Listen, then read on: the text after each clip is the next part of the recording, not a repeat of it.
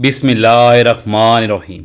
हज़रत जिब्राईल अलैहिस्सलाम ने खुशखबरी सुनाई, या रसूल अल्लाह सल्लल्लाहु अलैहि वसल्लम, जो कोई कुरान की ये सूरत पढ़ेगा इसके माँ बाप के गुनाह मिट जाते हैं। दूसरी बार पढ़ने से अज़ाब कब्र मिट जाता है। तीसरी बार पढ़ने से जन्नत में सोने का महल बन जाता है। वो सूरत मुबारक ये है। मोहतरम नाज़रीन, ज़रा तसव्वुर कीजिए, हज़रत जिब्राईल अलैहिस्सलातु वस्सलाम जो आसमानों के सबसे अजीम फरिश्ते हैं, वही जिब्राईल जो वही लेकर आते हैं जब महबूब खुदा सल्लल्लाहु अलैहि वसल्लम की खिदमत में हाजिर होकर फरमाते हैं, या रसूल अल्लाह सल्लल्लाहु अलैहि वसल्लम, जो शख्स कुरान की ये सूरत पढ़ेगा इसके माँ बाप के गुनाह मिटा दिए जाते हैं। क्या ये कमाल रहमत नहीं? क्या ये कुरान का एजाज़ नहीं कि एक बार पढ़ने से माँ बाप की सदियों पुराने गुनाहों की धूल साफ़ हो जाए, दूसरी बार पढ़ने से कब्र की तारीखी नूर में बदल जाती है, और तीसरी बार पढ़ने से जन्नत में सोने का महल अता हो जाए। तो फिर सोचिए कि कैसी बरकत वाली सूरत होगी। इतनी अजीम सूरत होगी जिसकी तिलावत से ना सिर्फ कारी को फ़ायदा पहुँचता है, बल्कि इसके वालिदैन, इसकी कब्र और इसकी अपनी ज़िंदगी संवर जाती है। अफसोस इन दिलों पर जो कुरान को गिलाफ में लपेट कर रखते हैं, और मुबारक है वो दिल जिनके सीनों में ये नूर उतरता है। आओ इस सूरत मुबारक को अपनी ज़िंदगी का हिस्सा बना लें, ताकि ना सिर्फ हमारा अंजाम बेहतर हो, बल्कि हमारे माँ बाप के लिए भी बख्शिश का सामान बन जाए। एक रोज़ हज़रत जिब्राईल अलैहिस्सलाम वही लेकर नबी करीम सल्लल्लाहु अलैहि वसल्लम के पास हाजिर हुए और खुशखबरी सुनाई कि ए मोहम्मद सल्लल्लाहु अलैहि वसल्लम, आपका जो उम्मती कुरान पाक की ये बाबरकत सूरत एक बार पढ़ता है तो इसके वालिदैन के तमाम गुनाह मिट जाते हैं। दूसरी बार पढ़े तो इसके कब्र का अजाब नहीं होगा। तीसरी मरतबा पढ़ने से इसके लिए जन्नत में एक महल तैयार होता है। कैसा खुश नसीब शख्स है जो कुरान करीम की ये सूरत पढ़ता है। मेरे मोहतरम नाज़रीन कराम, इस्लाम में वालिदैन का बहुत बुलंद मर्तबा है, और कुरान करीम और हदीस मुबारक में बार बार वालिदैन के साथ उसने सलूक, इनकी खिदमत और इनके लिए दुआ की ताकीद की गई है।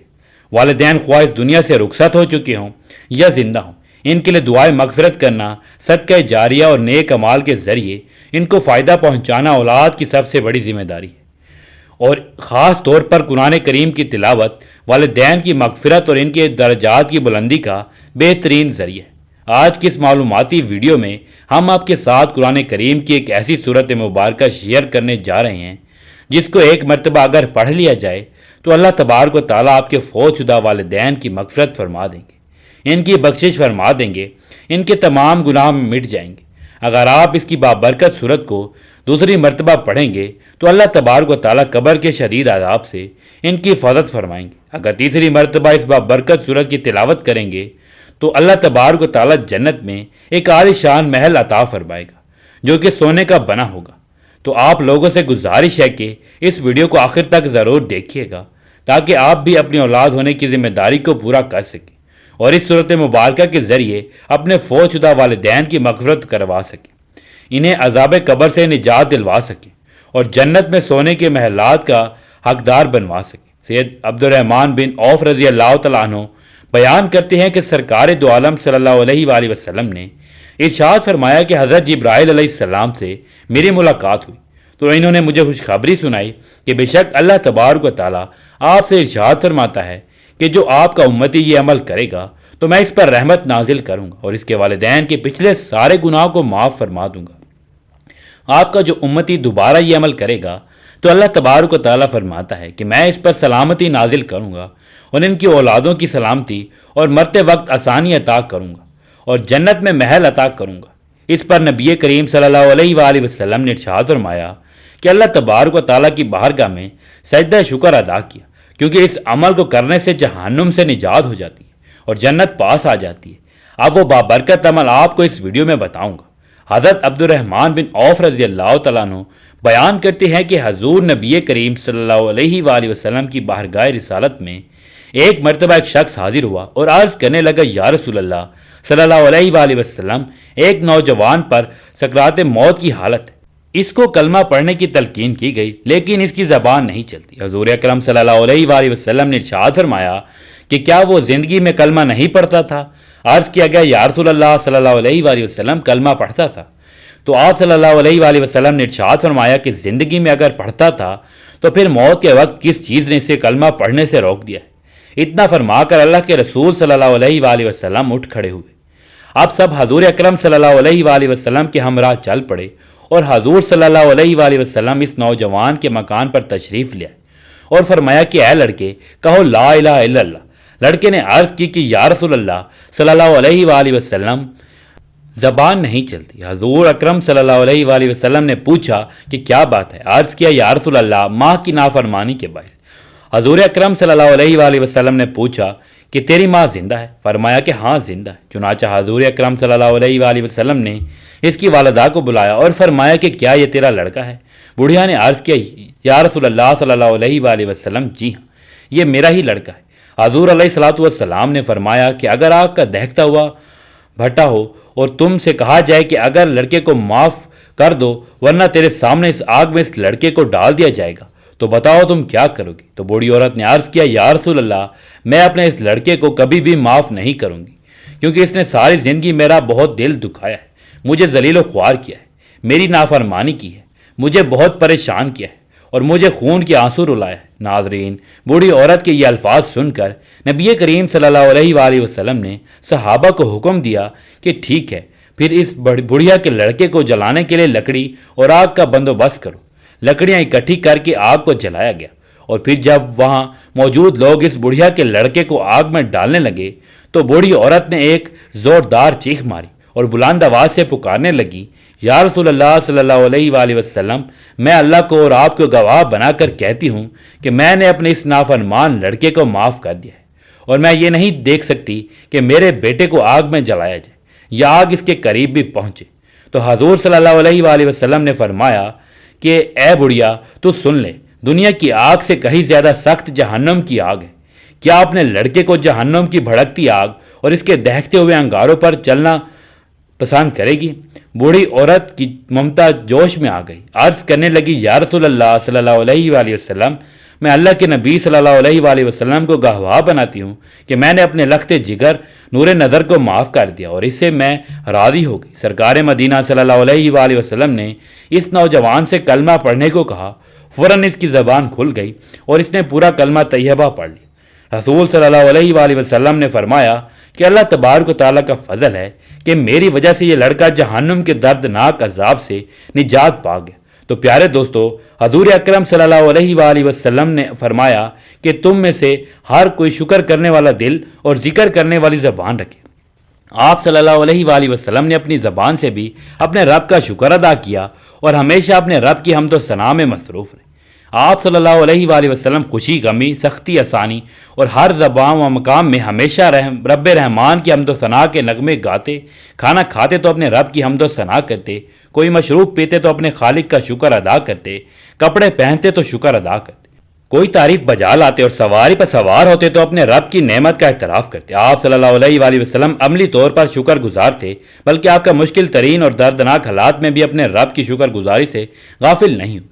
آپ صلی اللہ علیہ وآلہ وسلم کے بارے میں مروی ہے کہ غزوہ احد میں آپ شکست کی حالت میں زخموں سے چور واپس آئے، جبکہ آپ صلی اللہ علیہ وآلہ وسلم کے کئی صحابہ کرام کو شہید کر دیا گیا۔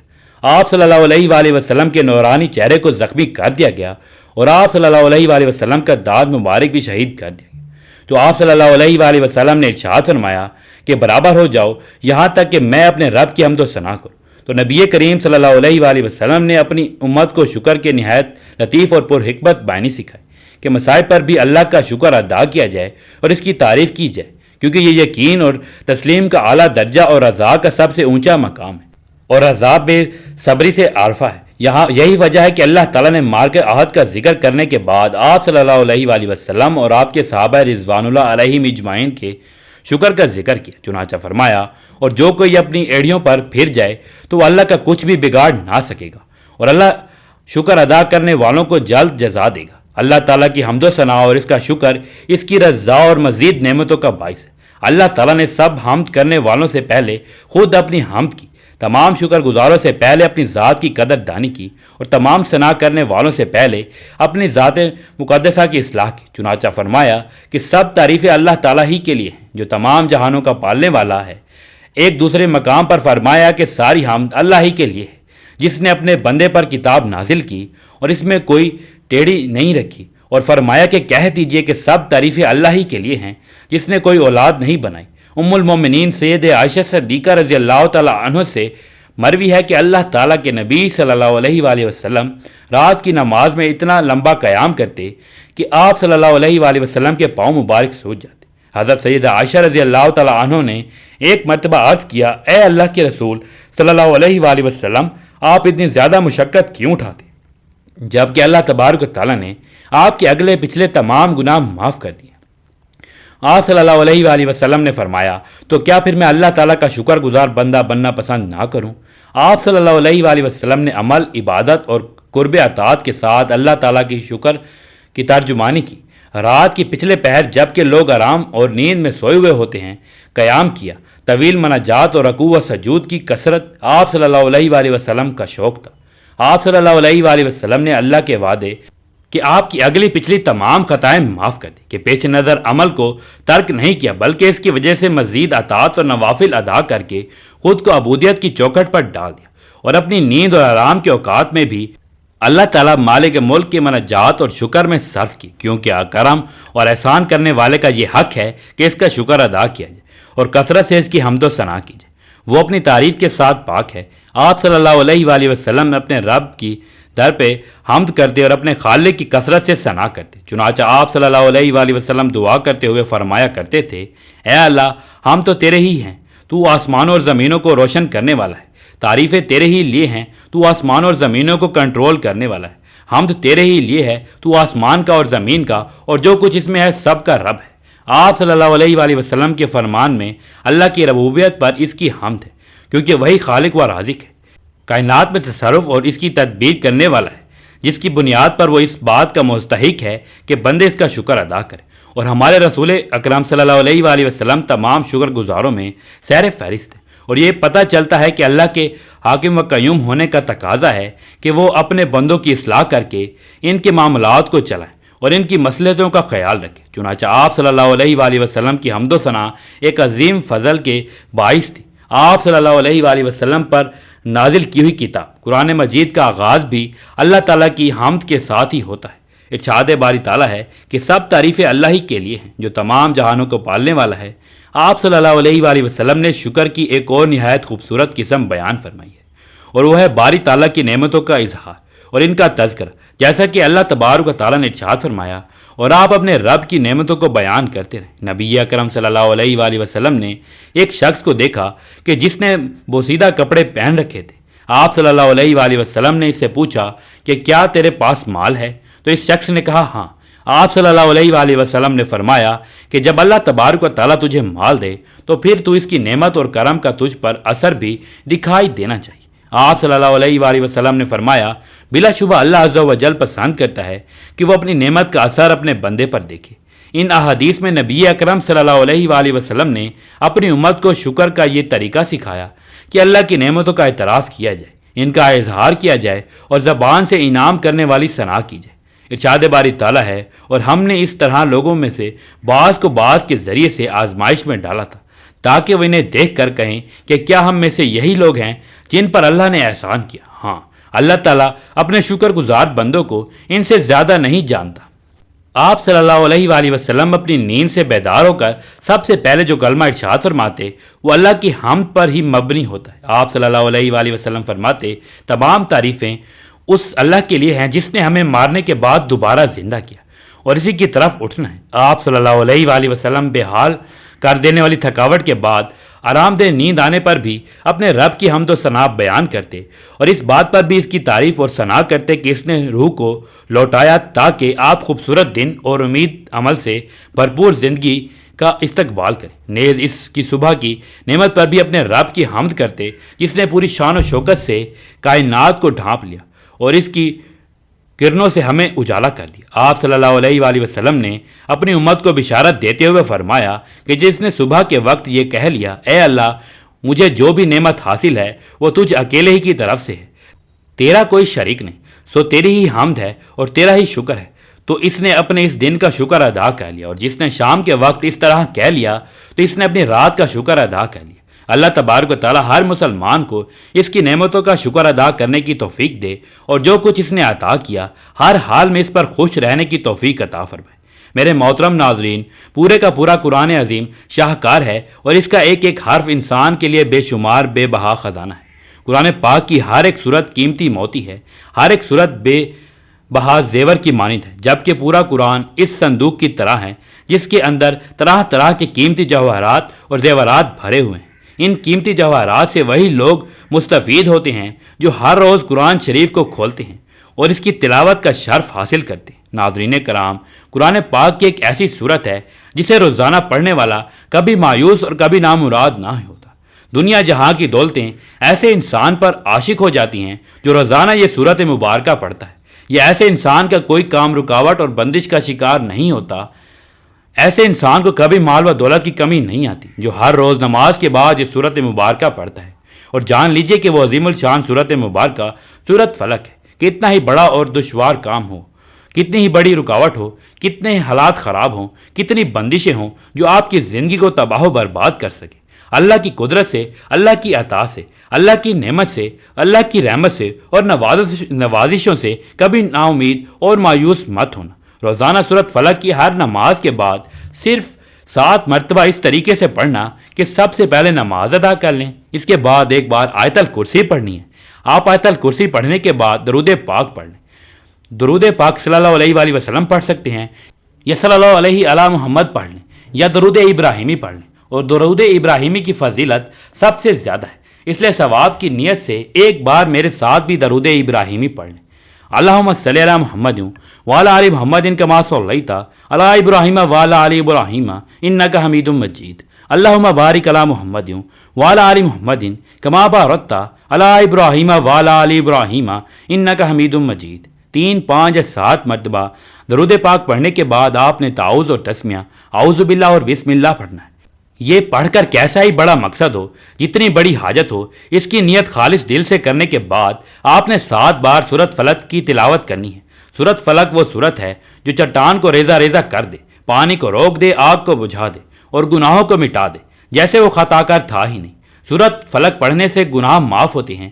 ترجمہ ہے کہ میں پناہ مانگتا ہوں صبح کے رب کی اس چیز کے شر سے جو اس نے پیدا کی، اور اندھیری رات کے شر سے جب وہ چھا جائے، اور گروہوں میں سے پھونکنے والے جادوگرنیوں کے شر سے، اور حسد کرنے والے کے شر سے جب وہ حسد کرے۔